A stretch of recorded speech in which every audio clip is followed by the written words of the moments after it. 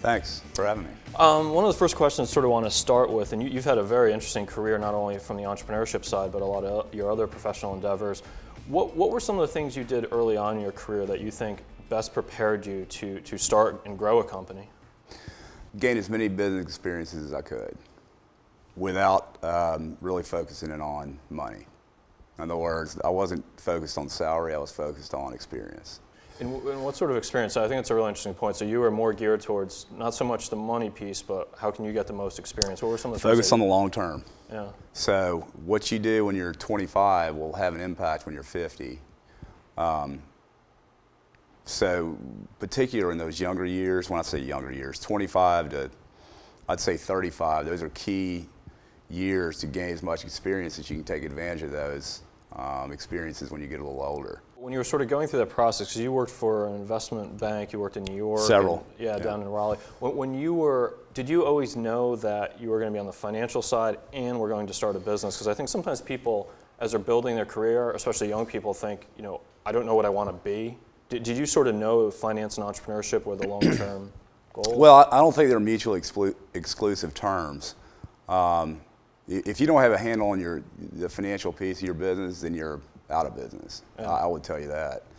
And I did know that I wanted to go down the path of you know, kind of the entrepreneurial path, but not just a single person building a company, more of as a group effort, more of a collaborative effort where you bring in pieces of, you know, kind of backgrounds that you don't really have, say a marketing background, which you don't really have, and you kind of cobble together the right people and you build a team. That's how you start, you know, kind of a successful business. And you, and correct me if I'm wrong, but you spent time up in New York City, working in an investment bank, then down in Raleigh, and then you also did your MBA from University of South Carolina. I did. Which is a great international business program. When did you know it was the right time to start a business? Because I think a lot of people in jobs now think, you know, how do I know? You know, how did you know?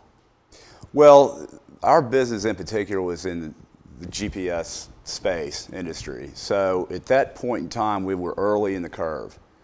So I think the way I knew was we were just early on in the whole, just understanding where location-based services were at that time and where they obviously were headed.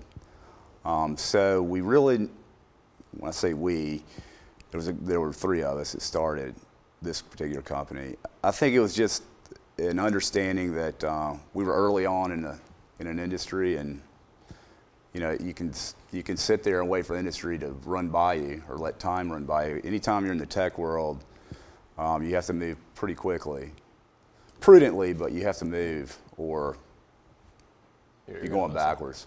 And let's talk a little bit about Discrete Wireless. So you mentioned some of the GPS vehicle tracking technology. What was Discrete Wireless? In a broad sense, we were a location-based service provider. So in simple terms, we developed a black box hardware device that we would install in vehicles, primarily fleet vehicles, metro fleets in particular, such as HVAC, plumbers, etc. And we can track those vehicles via the web, in simple terms. Now, there was a lot of functionality that we added on in additionally over the years, but our core business never changed. So we kept our core, and that's what led to a lot of our success, I would tell you. And it was based in Atlanta, we were based in Atlanta, but we were a nationwide company. We were in all 50 states. We were touch points in Canada and Mexico, but at the end, when we sold it in December of 2009. But yeah, we were based there, but we were a national company. And you started, was it 2000? May of 2000. Okay. May 12th. So we were incorporated. Oh, good. Well, maybe depending on the air date, maybe it will be the anniversary of when you started. You mentioned two or three other people who started it with you. Yeah. talk a little bit about the team that first started the company. One of the guys was he was a fraternity brother of mine. I went to University of Georgia undergrad, so I had known him since I was a freshman. And then there was another, and he was on the sales and marketing. That was kind of his background in wireless data. And then one of his colleagues from wireless data, they both worked for, at the time, it was Bell South Wireless Mobile Data. Bell South Wireless Data, excuse me. And he was our original CTO. So he actually developed what we call it the dot on the map. In other words, we have you've got a map on your computer, the GIS system. But anyway, so you've got a map. So he actually developed, a dot on the map, and that was the first kind of the real hurdle that we got through. So here's a location of something, right? And there's the dot. Wow. And then we just built it from that dot. Yeah, that's amazing. I mean, you think 10 years ago that was pretty cutting edge stuff. There were a couple companies, kind of like us. Only one of those companies survived. So over time, really, I would have thought there would have been more from a competitive standpoint. The landscape really didn't change in terms of number of companies, but just different companies. Because you had to get you had to get to cash flow positive pretty quick, or you would die in that business. Well, and let's talk about that, because obviously you're a magician when it comes to the financial piece. Early on, when it first started Discrete Wireless, what were some of the critical things from the CFO's perspective? Because sometimes finance is always a scary thing. So what were some of the things that when you first started, one, that you looked at the opportunity and said, okay, from a financial perspective, this makes sense, and number two, making the finance work to start the business? Business, if you boil it down to the simplest terms, I mean, your inflow better exceed your outflow, or over time, you're dead. Yeah. It's as simple as that. Now, you can do all your accounting tricks and accruals, but at that stage, your cash flow statement is what rules today. Yeah. Forget your balance sheet, except for your capitalization table. Forget your P&L. Focus on your cash flow statement. And what I used to say is we can see break even out our window. And what I meant by that, we were in a high rise in Buckhead, Atlanta. And North Atlanta, we face north. And if anybody's been to Atlanta, I mean, most of the growth is north. Yep. And that's where all the suburbs are, et cetera. And there's just a plethora of service-based companies that support and provide services to all those people in northern Atlanta. So my point was internally, and I used to hammer home this, is we can get the cash flow break even out that window. You can see break even. Forget about California and forget about Wilmington and forget about all these other places that, you have to kind of reel in your salespeople because they're after, well, let's go after the elephant. Right. Down in, Fort Lauderdale. Well, how about going after the little guys, smaller companies that are right out this window? Because then you don't have to, you bypass a lot of the service components of this business because keep in mind, as I said earlier, we put these black box devices on trucks. If one of those things goes wrong, you have to go out and service that. And that can kill your business. And there were a couple points in time where that almost did kill our business. You get too spread out, and you all of a sudden have some massive issue, and you've got to go out there and fix these things and actually touch them. That can put you out of business. And I think you're sort of alluding to it from a financial model perspective. What was sort of the model? I mean, obviously it was not to have a lot of service calls because that takes up time, right. That burns operating costs. But what was sort of the basic model that said, okay, very simply, cash in, cash out?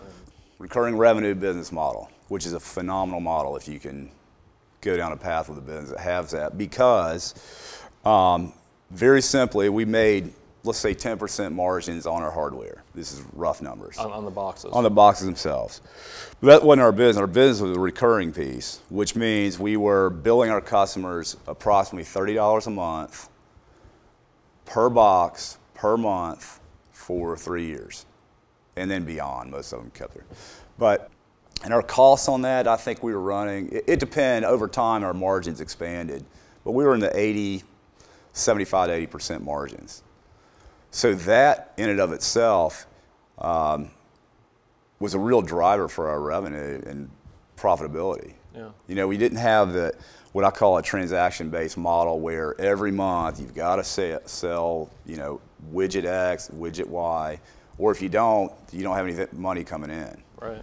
So basically, we could have built up a staff, built up that recurring revenue base, and then told half the staff to go home, and we would have been wildly profitable. Mm-hmm. So that really sustains your business and grows it. What about from a startup cost perspective? You know, do you have any, whether it's tips or just experience in looking at startup costs to get started? Well, lean, very lean. Don't go spending money on nice offices. Have, you know, decent offices. Right. We put money, try to allocate towards invest in our employees. I never wanted to lose an employee based on whatever benefit package we provided. So I was cognizant of healthcare, medical, dental, 401ks, long-term disability, just providing a package of benefits that would actually be a draw and a driver to attract talent. Back in those days, right when we started was when kind of the bubble was busting. Right. So, you know, we were raising money right about the time NASDAQ was collapsing. This was the dot-com bubble. Yeah. But still people at that point they weren't cognizant of the collapse. Mm-hmm. So they were still kind of in a mode of, you know, here's just another way we can make X. Right.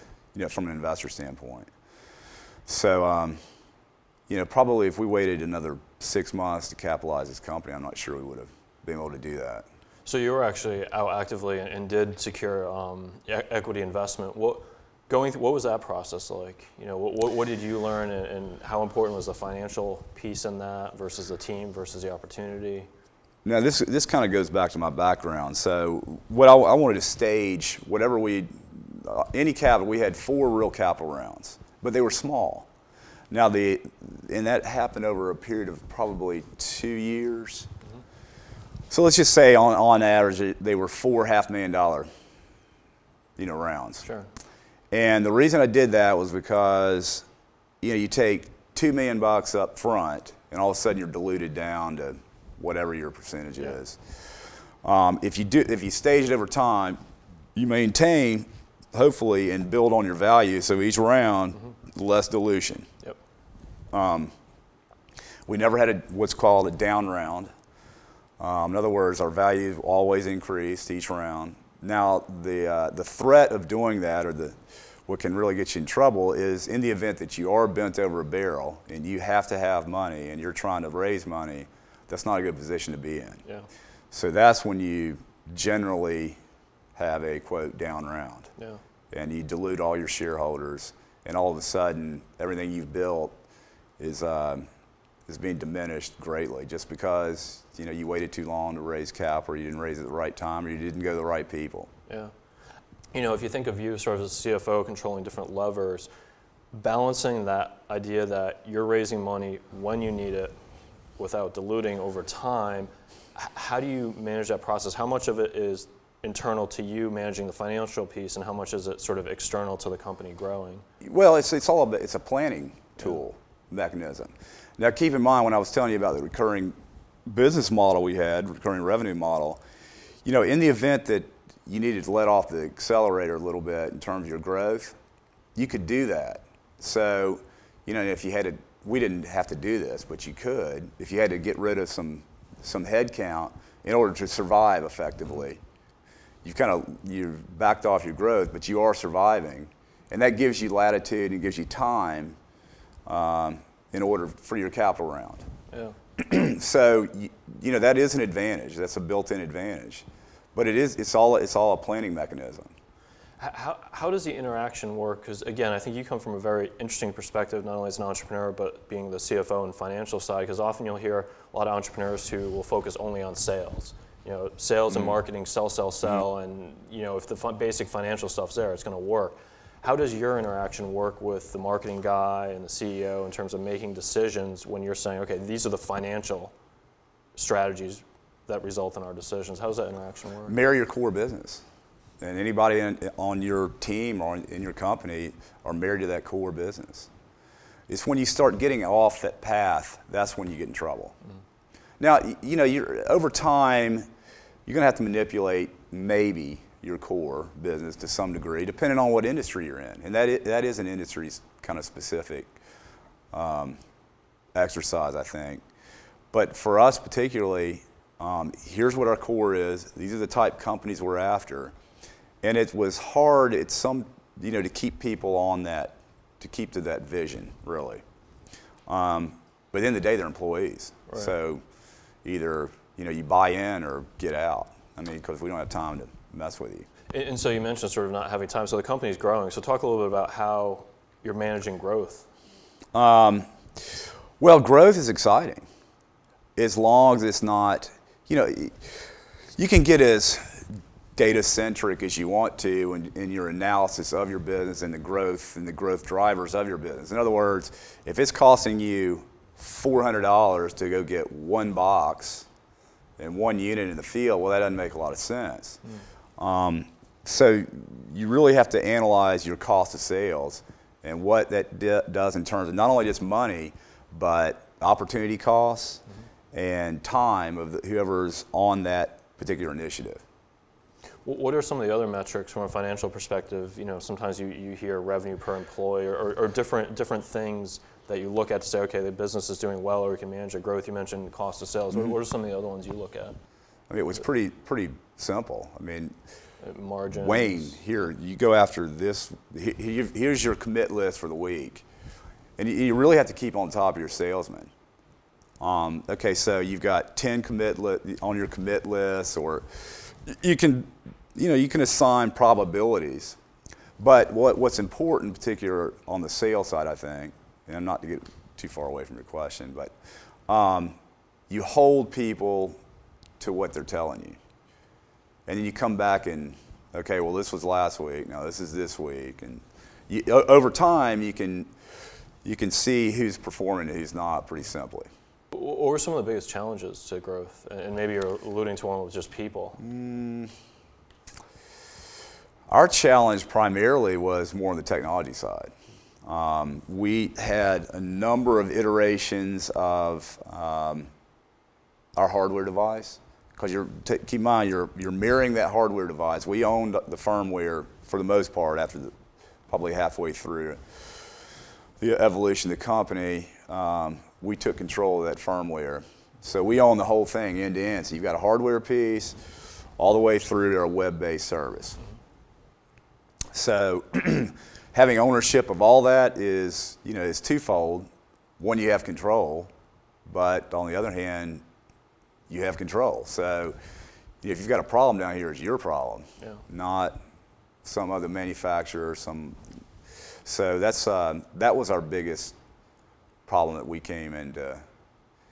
And on the software side, we had one instance where this was probably the stupidest thing ever in the history of our company. It could have sunk us.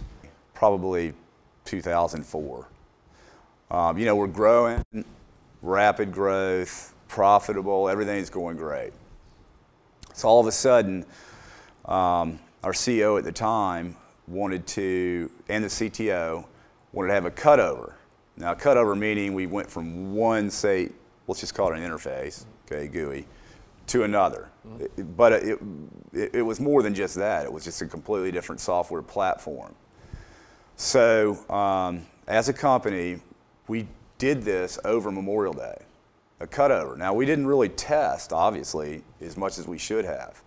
Well, all our customers wake up on Monday morning, or Tuesday morning, I guess, because you're off Monday, some of them, dark. We're offline. We're offline for almost 2 weeks, 10 days. Wow. So at that point, it cost our company $800,000. Wow. You can be a victim of your success and your growth, and then your ego and arrogance, and we can do this without testing, and it almost killed us. Let's fast forward now. In 2010, the company is acquired. Private equity group, Francisco Partners, on the West Coast. They're one of the larger global tech PE firms in the world. And that worked out. How did you approach that process? Were you actively looking to be acquired, or did they sort of, how does that process work for a lot of people who like the idea is to build a business and someday have a liquidity event? Well, I would add that to the vision.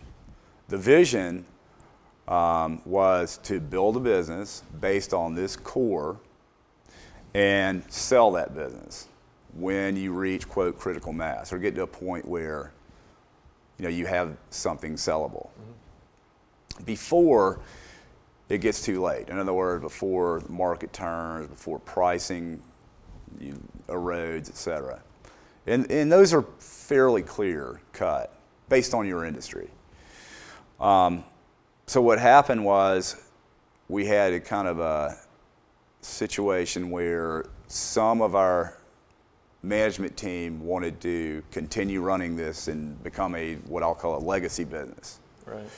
Okay, that's not what we sold. That's not what we sold our investors, and that's not what our vision was when we started this company. Right.